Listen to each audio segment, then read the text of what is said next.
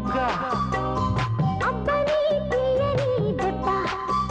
ఎంత కమ్మగా ఉంది రోయబ్బ వయ్యారాల వెల్లువా వాటేస్తుంటే వారెవా పురుషుల్లోన పొంగవా పులకింతుస్తే ఆగవా అబ్బని తీయని దెబ్బ